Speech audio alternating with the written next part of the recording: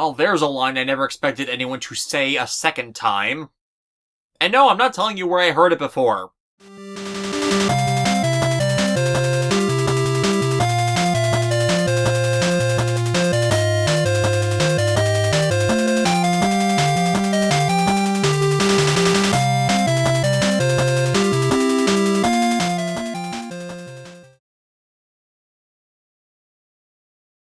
Den City is taken over by a net bowling craze, complete with bad English, and Nino and Male are in for the physical pastime.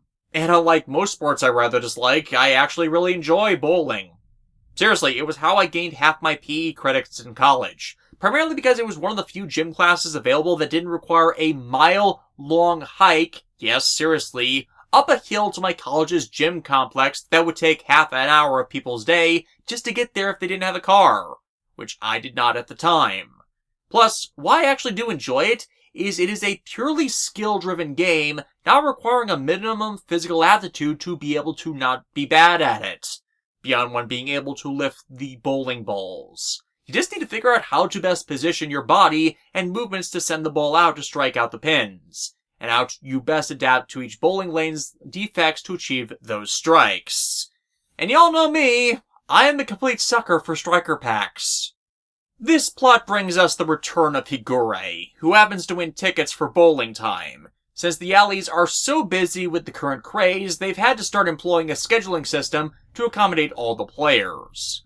Thing is, Higure is so outside of current fads, he doesn't realize until the prize winner literally spells it out to him that he can use this to get a private date with Mariko, and completely screws up telling her the context that it is a date when he invites her out because he's just that nervous. Thus, Neto and Male get invited along as well. Well, it's that or Mariko is using the kids as a defense screen against her having to tell him in defined terms that she's just not that into him.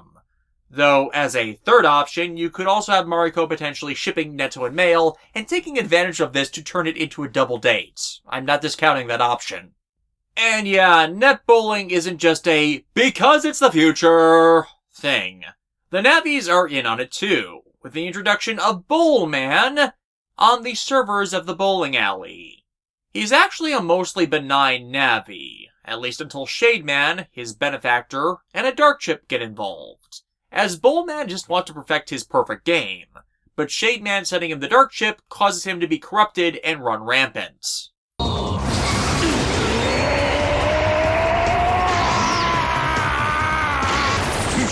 ちょうどうずうずしていたところだ。こっちの世界に俺の相手はもういない。 Oh man, we're in for a bizarre adventure now! I don't think it's ever said in the episode whether Bowlman was a Darkloid from the start, a natural AI Navi created from remnant data like the other Navis, or the bowling alley's mascot Navi they just hijacked for this thanks to the dark chip.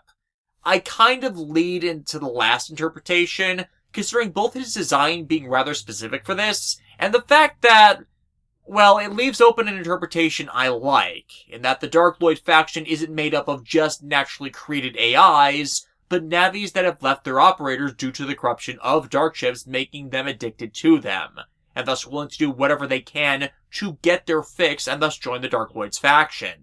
It also helps make such minions more disposable than others, as the upper echelon Darkloids are just using these converts until they run them dry, which further showcases the nefarious, malicious nature of this threat, with that likewise complementing well some things we will be seeing later. Though I do take back a bit of that, not just because it's the future, thing of net bowling.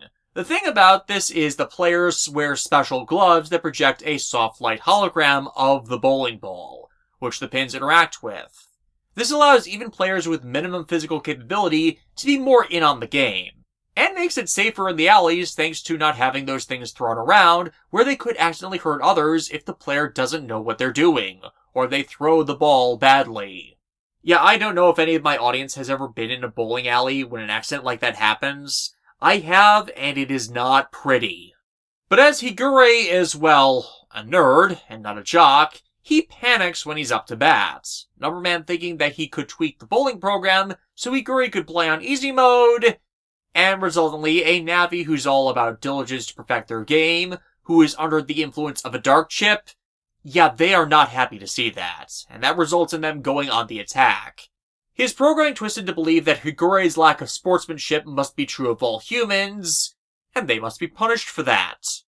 Thus, every time Higurei lands a strike, Bowlman connects it to a real-life target he begins attacking through the net, while at the same time screwing with their game in the way Numberman had intended. So Higurei gets all the points, and no one else can hit any, in the most obvious and obnoxious, to the players I mean, of ways.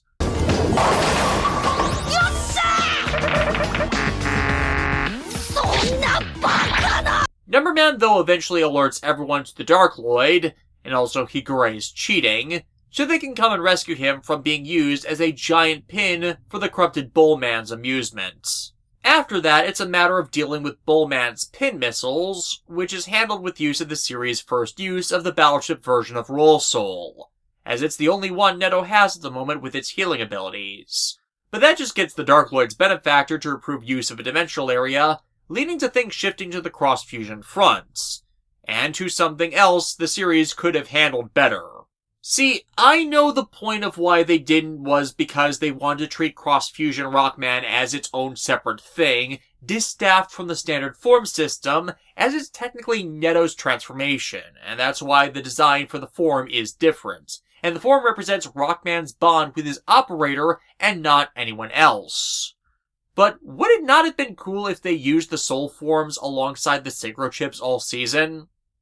Food for thought.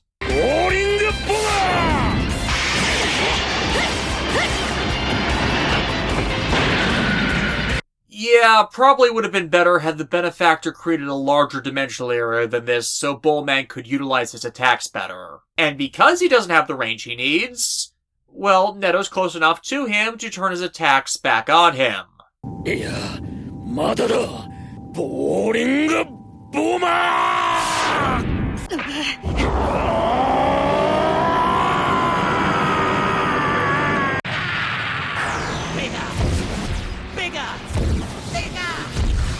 Fortunately, Step Sword saves the day on this, it being one of the chips that really does prove its worth in the anime.